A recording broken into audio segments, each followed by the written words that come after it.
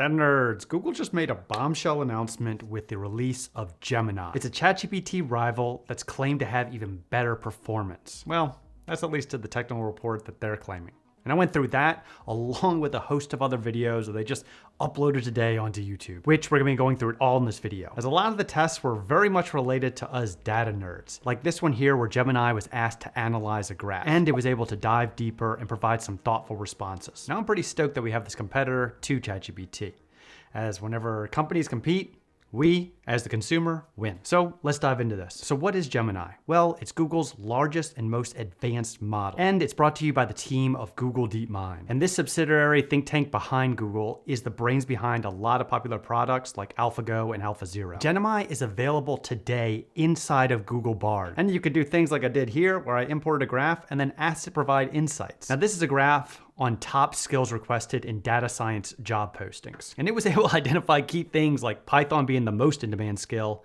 and SQL being the second most in demand. It even had a breakdown for the different job titles within those graphs. So pretty impressive. This model inside of Google Bard, they're claiming is better than GPT 3.5, but not necessarily GPT 4. Now they are claiming a model they'll release next year, Gemini Ultra, will be better than GPT-4. About these models, we have three major ones. First is Ultra, next is Pro, and then finally they have Nano. Ultra will be for highly complex tasks, Pro will be for enhanced performance and deployability at scale, and then finally, Nano will be for on-device applications. So when will these models be available for us, the consumer? For Gemini Pro, as we already discussed, it's included in Bard. Gemini Nano, it's gonna be released soon on the new Pixel 8 Pro. As far as the model that I'm most excited about, Gemini Ultra, it's predicted not to be here until early next year, and they're making it available through Bard Advanced, apparently a new cutting-edge AI experience. Comparing these two models, the Pro and Ultra aren't too far off from each other. This Pro-Ultra comparison is also comparable to GPT 3.5 to GPT-4. Now, throughout all the literature on this, they continuously refer to this as a multimodal model, which the CEO of DeepMind refers to it as this. We have 5 sensors, and the world we built and the media we consume is in those different modalities. So, which is freakishly similar to what OpenAI announced a couple months ago whenever they revealed that ChatGPT can now see, hear, and speak. And this is effectively what multimodal is. Google is saying that they've trained Gemini jointly across images, audio, video, and text data. The last technical specification before we get into some demonstrations is the context length. GPT-4 recently got upgraded and now has a context window of up to 32,000 tokens. And for their turbo model, it even goes up to 128,000 tokens. For Gemini, their Pro and Ultra model will have around a similar context length of 32,000 tokens. So when comparing these two of GPT from OpenAI and Gemini from Google, we have a lot of similar comparisons. All right, we're gonna now get into those demonstrations. And Google did a bunch of these. And I only wanna show the ones that are specific to us data nerds. Specifically, we're gonna focus on areas like analytics, research, and coding. As we demonstrated earlier, Gemini has the ability to read graphs. And this is a very clear example of a multimodal example. As Google puts it, the model has to read the text, understand the connections between different data points, and reason over them to recommend an interesting point, and follow the instructions to generate a markdown table. In this one, it asked it to spot a data point that stands out in these charts and what that implicates. And it reasons that the United States is not doing enough to recycle, which that kind of hits on a deeper level. Now, besides interpreting graphs, it can also rebuild them and make them better. In one of their videos, they demonstrated how they provided a picture of a graph to Gemini, and then it was able to reproduce it. Oh, and not just reproduce it.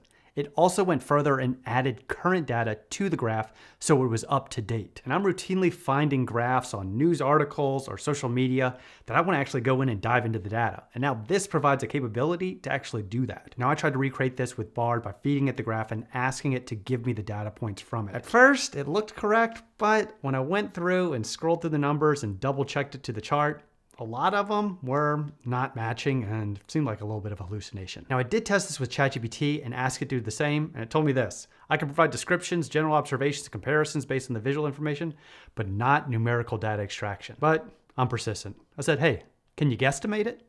And it actually went through and started guesstimating some of the values. And compared to what the Bard results were, although these were not perfect, it actually had more representative results of this graph than Bard did. Not only were the values in correct order, but they were also within 5 to 10%. So I'm guessing that the example they did was using the Gemini Ultra model, which I don't have access to, but I am stoked to actually try it out and see if it's more accurate than GPT-4. All right, the next demonstration gets into research. And homeboy here, Sebastian, talks at length about an example that they're going to be doing to demonstrate this. But I'm going to summarize it real quickly. So he explained a common problem that scientists face in order to find and extract data from scientific papers. So in 2022, they had this study where a team of scientists went through around 10,000 different research papers and identified 100 of them were specific to their need. They then had to go through each one of those individual papers and extract out the information that they needed. This type of approach, manually doing this, takes a lot of time. So they automated this process with Gemini, providing it a prompt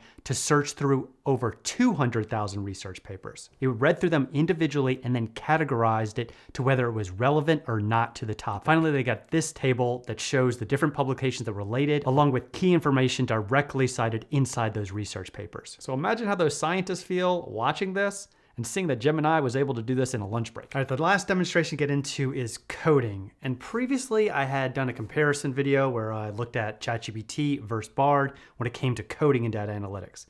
And ChatGPT dominated Bard. So I was curious to see if they made any advancements. First thing to note is Gemini works across Python, Java, C++, and Go. Unfortunately, there's no R or even Julia. They're claiming that after they ran 200 benchmark tests in Python with Gemini, it had about a 75% solve rate. And when checking repair answers, that went up to 90%. Now, in everything they presented in this Gemini, there was no really comparisons to tools that I actually use for coding right now, like ChatGPT or even GitHub Copilot. Speaking of those comparisons, they did talk about their developments in Alpha Code. Specifically, now they have Alpha Code 2, and they compared this to its previous model and said it was better. They put Gemini to the test in some competitive coding scenarios, and supposedly it excelled. Now, I was able to find these statistics in the research paper claiming that Ultra and Pro in some cases perform better than GPT-4 at Python coding tasks. But I don't know. I'm not buying it with the coding.